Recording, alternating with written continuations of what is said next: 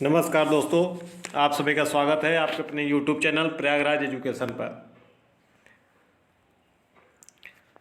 Professor Rajendra Singh रज्जू भैया विश्वविद्यालय प्रयागराज के बीएड द्वितीय सेमेस्टर के प्रैक्टिकल फाइल पर इस वीडियो में चर्चा करेंगे।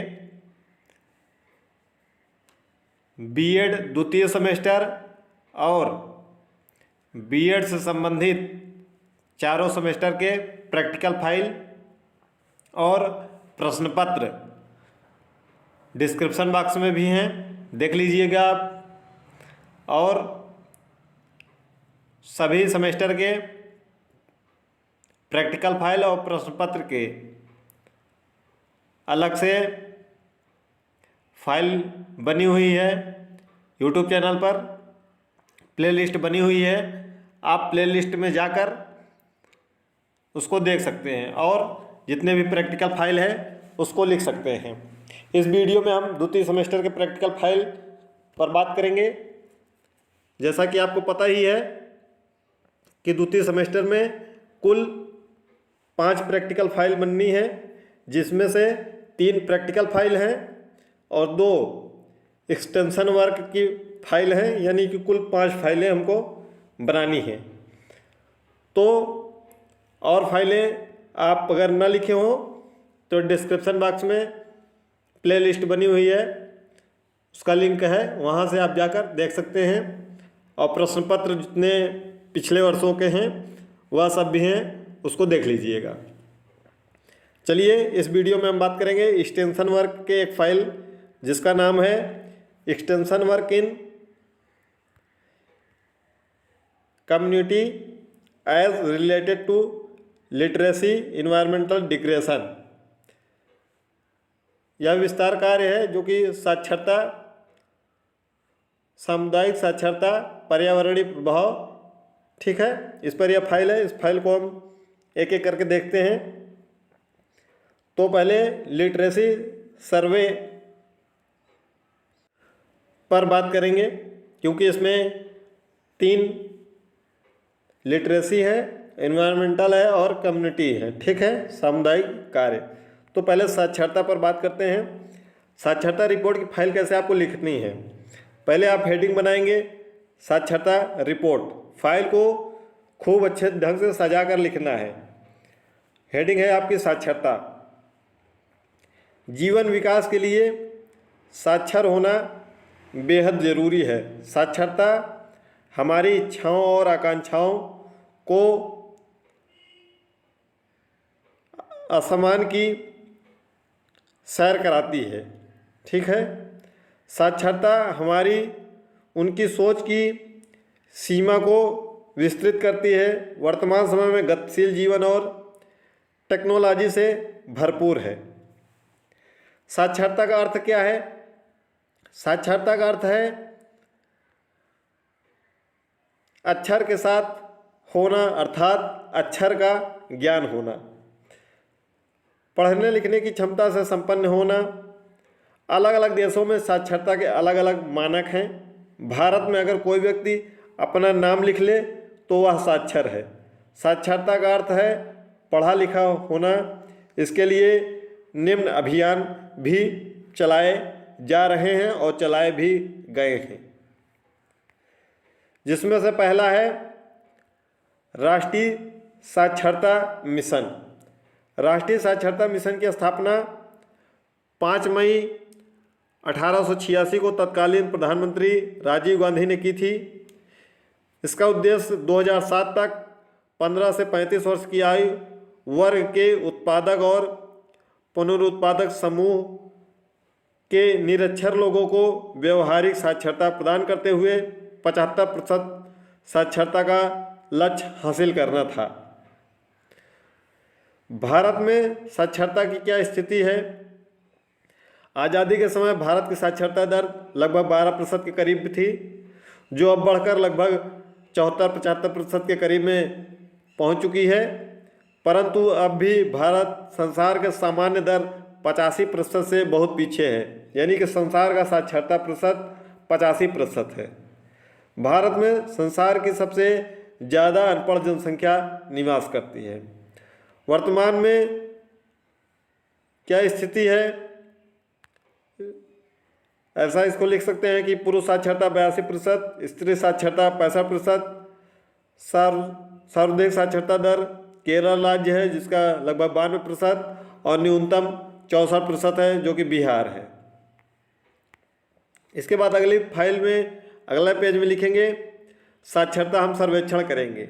तो आप ऐसा ना लिखते हुए आप अपने मोहल्ले का नाम या जहाँ भी आप साक्षरता का सर्वेक्षण कर रहे हैं तो वहाँ लिखेंगे कि मोहल्ले का नाम आप अपने हिसाब से लिख सकते हैं, इसको पता आप अपने हिसाब से लिख सकते हैं, स्तर ग्रामीण है कि शहरी है उसको लिख सकते हैं, वहाँ जनसंख्या कितनी है, किस पर आप जो सर्वेक्षण कर रहे हैं वो कितने लोग हैं उसको लिख सकते हैं। ठीक है, परिवार की संख्या कितनी है ये आप अपने अकॉर्डिंग बदल भी सकते हैं, पुरुष कितने हैं, महिला कितनी है, वहाँ कितना साक्षरता है, महिला कितनी साक्षर है, पुरुष कितने साक्षर हैं। ठीक है, फिर आप लिखेंगे कि हमारे द्वारा बीएड द्वितीय सेमेस्टर के एक्सटेंशन वर्क के अंतर्गत एक मोहल्ले, कस्बे या गांव में साक्षरता की जांच करना और सर्वेक्षण करना, रिपोर्ट तैयार करना है। अतः हम सबसे पहले इस मोहल्ले में पहुंचकर वहां के ग्राम प्रधान, ग्राम पंचायत सहायक और पंचायत सदस्य से अनुमति ली और प्रत्येक घर से जानकारी इकट्ठा आरंभ किया। ठीक है, ये अपने हिसाब से आप बदल के इसको लिख सकते हैं, चाहे तो ये भी लिख सकते हैं। परिवार आप अपने जितना भी सर्वेक्षण किया, परिवार संख्या 1 यानी कि जिस परिवार में गया उसमें कितने सदस्य हैं उसको लिखेंगे, कितने महिला हैं, कितने पुरुष हैं, साक्षर कितने हैं पुरुष, कितने महिला साक्षर है। ठीक है, इसको लिखेंगे। ऐसे ही आप सभी परिवारों को लिखते हुए चले जाएंगे, परिवार संख्या 1 2 3 4 5, ठीक है, 6 7 8, लगभग आज 10-12 परिवारों को ऐसे लिखते चले जाएंगे। ठीक है, जितना भी आप लिख सके तो इतना लिख लीजिएगा। मान लीजिए आप परिवार की कुल संख्या 18 में ऐसे लिख चुके हैं। फिर उसके बाद क्या करेंगे, तो उसके बाद उसका रिपोर्ट बनाएंगे कि कितने आप परिवारों का सर्वेक्षण किए। ऊपर आप जितना लिखेंगे जितने परिवार वह यहाँ बताएंगे। फिर लिखेंगे कि मेरे द्वारा कुल 18 परिवारों का सर्वेक्षण किया गया या सर्वेक्षण में भाग लिया गया। परिवार में सदस्यों की संख्या अलग अलग थी, कुछ बड़े परिवार तो कुछ छोटे परिवार हैं, सब अलग अलग विचारधारा वाले थे। तो उसका अवलोकन जो करेंगे उस पर रिपोर्ट जो लिखेंगे उसमें लिखेंगे कि प्रधानता पुरुष प्रधान है या स्त्री प्रधान है, जैसा भी हो आप अपने अकॉर्डिंग लिख सकते हैं। पुरुषों की संख्या कितनी थी, पुरुष कितने साक्षर थे, वहाँ महिला कितनी थी, महिला की साक्षरता क्या थी उसको लिखेंगे। पुरुष लिंगानुपात कितना है, पुरुष साक्षरता प्रतिशत कितना है, ठीक है, महिला साक्षरता प्रतिशत कितना है उसका, उस सबको लिखेंगे। फिर उसके बाद अपनी रिपोर्ट में लिखेंगे कि अंततः यहाँ यह कहना उचित होगा कि लगभग सभी व्यक्ति साक्षर हैं, अर्थात यदि 76% व्यक्ति साक्षर हैं तो यह संख्या काफ़ी अच्छी मानी जा सकती है। अगर साक्षर समाज होगा तो देश की साक्षरता देश के विकास, समाज के विकास एवं नए भारत के निर्माण में अग्रणी भूमिका अदा करेगा। अब साक्षरता का क्या महत्व है उसको हम लिखेंगे। हेडिंग है हमारी, साक्षरता हमारी मुक्त सोच को जन्म देती है। साक्षरता कौशल के बिना लोग अपने बच्चे की मदद नहीं कर सकते हैं। साक्षरता आर्थिक विकास के साथ साथ व्यक्तिगत और सामुदायिक कल्याण के लिए महत्वपूर्ण है। शिक्षार्थियों के पास उच्च साक्षरता स्तर होने पर हमारी अर्थव्यवस्था को बढ़ाया जा सकता है या बढ़ाया जाता है। साक्षर बनने से आर्थिक अवसरों में काफ़ी सुधार होता है, आत्मसम्मान और सशक्तिकरण बढ़ता है, स्वास्थ्य और सुरक्षा के औसत दर्जे का लाभ मिलता है और किसी के संबंधों और नागरिक जुड़ाव को मजबूत करता है। साक्षर माता पिता स्कूल में और जीवन में बच्चे की सफलता की कुंजी है। यह बहुत ही महत्वपूर्ण है। यदि माता पिता साक्षर होंगे तो बच्चे की सफलता की वह कुंजी बन सकते हैं। निरक्षरता एक बड़ी समस्या है क्योंकि पढ़ने के ज्ञान के बिना निरक्षर लोग दैनिक जीवन में दैनिक कार्यों और जिम्मेदारियों को ठीक ढंग से, यहाँ लिखना होगा कि ठीक ढंग से नहीं निभा सकते हैं। साक्षर होने के फ़ायदे क्या हैं? उसको लिखेंगे कि भारत में साक्षरता शक्ति का एक महत्वपूर्ण उपकरण है। जो महिलाएं साक्षर हैं वे साक्षर बच्चों की एक पीढ़ी देश के कुशल कार्यबल को जोड़ेंगी और भारत की पहचान दुनिया के विकासशील देशों में होती है। कौशल और साक्षरता के साथ प्रतिभा और क्षमता वाले लोगों के लिए नौकरी के बाजार में भी कई अवसर होंगे। साक्षरता हेतु क्या पहल की गई है? साक्षरता हेतु अंतर्राष्ट्रीय स्तर पर साक्षरता दिवस की घोषणा की गई, जो कि 1966 में यूनेस्को की सभा में हुई थी। ठीक है, यह सब इसको लिखेंगे पहल में। न्यू इंडिया लिटरेसी प्रोग्राम वयस्क शिक्षा के सभी पहलुओं को कवर करने के लिए 2022 से 2027 तक की अवधि के लिए एक नई योजना न्यू इंडिया साक्षरता कार्यक्रम को मंजूरी दी गई है। इस योजना में मूलभूत साक्षरता एवं संख्यात्मक ज्ञान प्रदान करना तथा अन्य पहलुओं पर ध्यान देना जो उनके भविष्य में काम आ सके। अनुच्छेद में 21 का में है वर्णन है कि भारत के संविधान का अनुच्छेद कहता है 21A कि 6 से 14 वर्ष की आयु के सभी बच्चों को मौलिक अधिकार के रूप में निःशुल्क और अनिवार्य शिक्षा प्रदान करना अनिवार्य है। ठीक है, यह है साक्षरता पर। अब इसके बाद इसी में आगे की फाइल में चर्चा करेंगे। आगे इसी फाइल में ऐड करेंगे सामुदायिक जागरूकता, जिसमें है बेटी बचाओ बेटी पढ़ाओ। ठीक है, ऐसा आप इसको बना सकते हैं अपने से। इन सब को आप लिखेंगे यहाँ कि पृथ्वी पर मानव जाति का अस्तित्व आदमी और औरत यानी कि पुरुष और स्त्री दोनों के समान भागीदारी के बिना संभव नहीं है, यानी कि असंभव है। साथ ही साथ किसी राष्ट्र के विकास हेतु दोनों ही समान रूप से जिम्मेदार हैं। परंतु भारतीय संस्कृति में एक ओर नारी देवी के सम्मान का स्थान दिया गया है और वहीं दूसरी ओर आए दिन उन पर अत्याचार और दुष्कर्म रूपी पहाड़ तोड़ा जाता है। यहाँ तक कि सुनहरी प्रवृत्ति के प्रदर्शन तक का मौका छीन लिया जाता है। इन्हीं कुछ कारणों से भारत में कन्याओं के हेतु लाडली योजना, सबला योजना, धन लक्ष्मी योजना आदि प्रारंभ हुआ, परंतु स्थिति में कोई सुधार न होने के कारण प्रधानमंत्री श्री नरेंद्र दास मोदी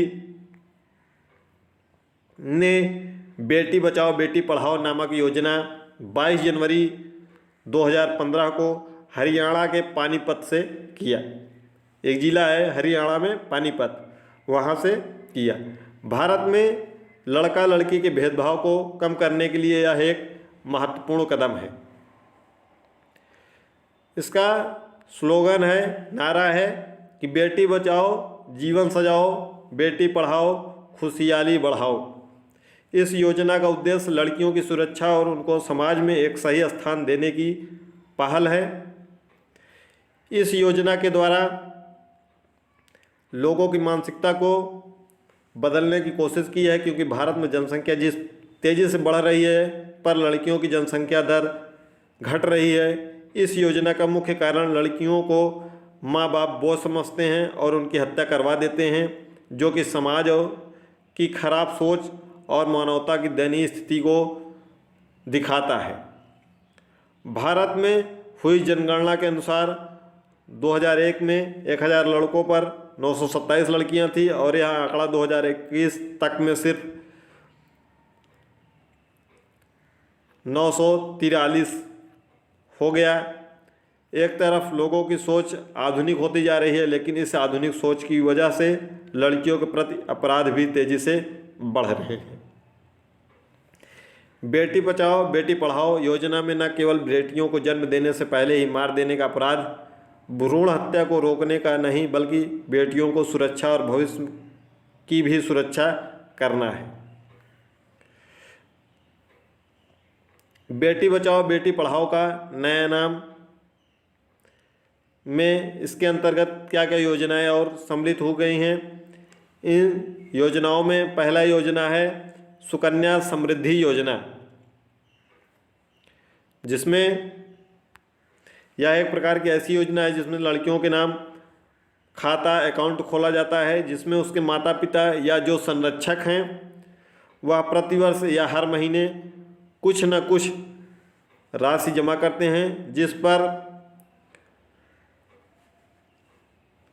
चक्रवृद्धि ब्याज मिलता है। ठीक है, यह चक्रवृद्धि ब्याज हमेशा बदलता रहता है, कभी 8%, कभी 9%, ठीक है, कभी 8.5%। इसमें कुछ न कुछ सुधार होते रहते हैं और आगे भविष्य में भी बढ़ाया जाता है। यह खाता 10 साल से कम उम्र की लड़कियों के लिए खोला जाता है। इसमें आप न्यूनतम 1,000 रुपये पर मंथ के हिसाब से 14 वर्ष आप पैसा जमा करेंगे तो कुल 1,68,000 रुपये आपको जमा करना है 14 वर्ष में। 21 वर्ष में आपको यह धनराशि कुल फाइनल होकर लगभग 5 लाख के अराउंड में मिलती है, यानी कि शादी के समय एक अच्छी खासी एवज में रकम मिल जाती है, जो कि आपको प्रति माह 1,000 रुपये जमा करके 14 साल। ठीक है, ये सब स्लोगन बना सकते हैं आप इस फाइल में। और क्या सुविधा दी गई है,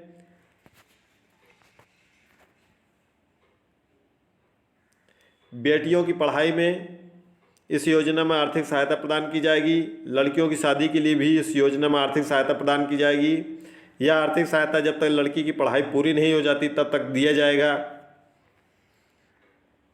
इस योजना के द्वारा सबसे ज़्यादा फायदा लड़कियों की भ्रूण हत्या को कम करने में होगी, साथ ही साथ लड़के और लड़कियों के बीच जो भेदभाव है उसको भी कम करने में अपना योगदान देगा। बेटी बचाओ बेटी पढ़ाओ योजना का महत्व इसलिए हरियाणा से शुरू हुआ क्योंकि यहाँ लिंगानुपात सबसे कम है। ठीक है, इसीलिए हरियाणा में यह कार्यक्रम सबसे पहले शुरू किया गया। बेटी बचाओ बेटी पढ़ाओ की कुछ आवश्यकताएं हैं जिसको आप स्क्रीनशॉट ले सकते हैं, इसको लिख सकते हैं। ठीक है, यह स्लोगन वगैरह इसको सब आप लिख सकते हैं। यह फाइल एक्सटेंशन वर्क की है, इसमें और आगे है पर्यावरणीय डिग्रेशन, पर्यावरणीय प्रभाव, इसी फाइल में आगे लिखना है इस फाइल में। इसके अलावा कुल द्वितीय सेमेस्टर में आपको 5 फाइलें बनानी हैं। सभी का डिस्क्रिप्शन बॉक्स में लिंक है, वहाँ से आप जाकर फाइल को कंप्लीट कर लीजिएगा, क्योंकि प्रैक्टिकल आपके परीक्षा के पहले होना है। तो फाइल आप लिखे रहेंगे तो आपको आसानी रहेगी। प्रीवियस ईयर प्रश्न पत्र भी डिस्क्रिप्शन बॉक्स में है, देख लीजिएगा उसको। चलिए इसको आगे पढ़ते हैं, इसको कंप्लीट कर देते हैं इस फाइल को। पर्यावरण थोड़ा सा उतना अच्छे से नहीं आया है, लेकिन हम पढ़ दे रहे हैं, आप लिख लीजिएगा। पर्यावरण हेडिंग है। पर्यावरण शब्द परिधन आवरण से मिलकर बना है। परि का अर्थ है चारों ओर, आवरण का अर्थ है घिरा हुआ, अर्थात पर्यावरण का शाब्दिक अर्थ है चारों ओर से घिरा हुआ। वातावरण में व्यक्ति के आसपास और चारों ओर जो कुछ भी है वही उसका पर्यावरण कहा जाता है, जैसे नदी, पहाड़, तालाब, पेड़ पौधे, जीव जंतु, वायु, वन, मिट्टी आदि सभी हमारे पर्यावरण के घटक हैं। हम सभी इन घटकों का दैनिक जीवन में भरपूर उपयोग करते हैं, अर्थात हम इन घटकों पर ही निर्भर हैं। कुछ परिभाषाएं हैं। पहली परिभाषा है जीएस रास के अनुसार पर्यावरण या वातावरण वह बाह्य शक्ति है जो हमें प्रभावित करती है। दूसरे हैं टॉमसन के अनुसार पर्यावरण ही शिक्षक है और शिक्षा का कार्य छात्रों को उसके अनुकूल बनाना है। पर्यावरण का महत्व। पर्यावरण का हमारे जीवन में बहुत महत्व है। पर्यावरण के द्वारा ही पृथ्वी पर जीवन संभव है। यदि हम जीवित हैं तो उसमें बहुत बड़ा हाथ पर्यावरण का है।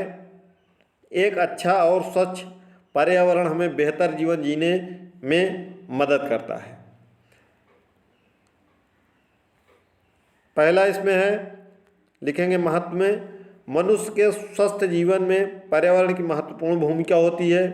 दूसरा है, पर्यावरण एकमात्र घर है जो मनुष्यों के पास है और यह हवा, भोजन और अन्य ज़रूरतें प्रदान करता है। तीसरा है, मानवता के संपूर्ण जीवन समर्थन प्रणाली सभी पर्यावरणीय कारकों की भलाई पर निर्भर करती है। चौथा है, पर्यावरण वायु और जलवायु को विनियमित करने में महत्वपूर्ण भूमिका निभाता है। पांचवा है, एक और कारण पर्यावरण इतना महत्वपूर्ण है क्योंकि यह प्राकृतिक सुंदरता का स्रोत है। छठा है, इस पृथ्वी पर जीवन के अस्तित्व का एकमात्र कारक पर्यावरण है। सातवां है, पर्यावरण पृथ्वी पर जीवन का प्रमुख अस्तित्व है। आगे है पर्यावरण पर मानव का प्रभाव, हेडिंग है, हेडिंग आप बनाएंगे और लिखेंगे उसके नीचे। जनसंख्या में तीव्र वृद्धि के कारण प्राकृतिक संसाधनों का अत्यधिक उपभोग और तीव्र दोहन हो रहा है, जिसका परिणाम मृदा निम्नीकरण, जैव विविधता में कमी और वायु जल स्रोतों के प्रदूषण के रूप में दिखाई पड़ रही है। अत्यधिक दोहन के कारण पर्यावरण का क्षरण हो रहा है तथा यह मानव जाति और उसकी उत्तरजीविता के लिए खतरा उत्पन्न कर रहा है। पर्यावरण अवनयन विशेषकर निर्धन ग्रामीणों में गरीबी को बढ़ावा देने वाला एक प्रमुख कारक है। कुछ मानवीय क्रियाकलापों जैसे वनोन्मूलन, अनवीनीकरण, ऊर्जा के अत्यधिक प्रयोग ने पर्यावरण अवनयन की समस्या को बढ़ा दिया है, क्योंकि वन पर्यावरण संतुलन के महत्वपूर्ण तत्व हैं। वनोन्मूलन के कारण मृदा अपरदन, भूस्खलन, गाद का जमाव, वन्य पर्यावरण में क्षति हो रही है, जिसके फलस्वरूप अन्य पर्यावरण प्रभावित हो रहा है। वन्य जीवों के संकटापन्न होने की स्थिति उत्पन्न हो रही है तथा कई वन्य जीव विलुप्त होने के कगार पर हैं। अनवीनीकरण, ऊर्जा के अत्यधिक उपयोग से पर्यावरण प्रदूषण की गंभीर समस्या उत्पन्न हो गई है। बढ़ती जनसंख्या के स्थान और उपयोग वस्तुओं की आवश्यकता के कारण पर्यावरण पर अत्यधिक प्रभाव पड़ रहा है। आगे है पर्यावरण संरक्षण के उपाय। पर्यावरण संरक्षण के विभिन्न उपाय हैं जो इस प्रकार से हैं। जैव विविधता को संरक्षण प्रदान करके जनता को जागरूक करना, जल संसाधनों को सुरक्षा के उपाय करके जनता को जागरूक करना, खनिज संसाधनों की सुरक्षा के उपाय करके जनता को जागरूक करना, वन विनाश की समस्या से निपटना, भूक्षरण, मरुस्थलीकरण तथा सूखे के बचाव को प्रस्तावों को जनता के समक्ष रखना,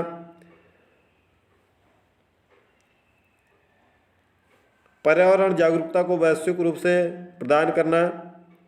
पर्यावरण जागरूकता सामाजिक और भौतिक विज्ञानों के अध्ययन पर विशेष बल देना। आगे इसका निष्कर्ष यह है कि अतः हम उपयुक्त शब्दों से यह कह सकते हैं कि पर्यावरण को सुरक्षित और संरक्षित रख सकते हैं। पर्यावरण हमारे जीवन में बहुत अधिक महत्वपूर्ण है। इसके प्रति हमें जागरूक होना चाहिए ताकि हमारा भविष्य अच्छा हो। यह फाइल थोड़ा सा लंबा है, यह एक्सटेंशन वर्क की फाइल है। फाइल का नाम है extension work in community as related to literacy environmental degradation. इस फाइल को आप अच्छे तरीके से लिख लीजिएगा और अपने दोस्तों तक अवश्य शेयर कर दीजिएगा, क्योंकि आपकी संख्या बल ही हमें वीडियो बनाने में उत्साह मिलता है कि हाँ आप लोग को इससे मदद मिल रही है, तो हम आपके लिए और अच्छा कर सकें। वीडियो को लाइक कीजिएगा, चैनल पर नए हो चैनल को सब्सक्राइब कर लीजिएगा। कोई भी आपके सुझाव हो तो उसको कमेंट बॉक्स में हमको बता दीजिएगा, या ठीक है जितनी भी फाइल है वह सब डिस्क्रिप्शन बॉक्स में है, उसको भी जाकर आप लिख लीजिएगा। मिलते हैं अगली वीडियो में।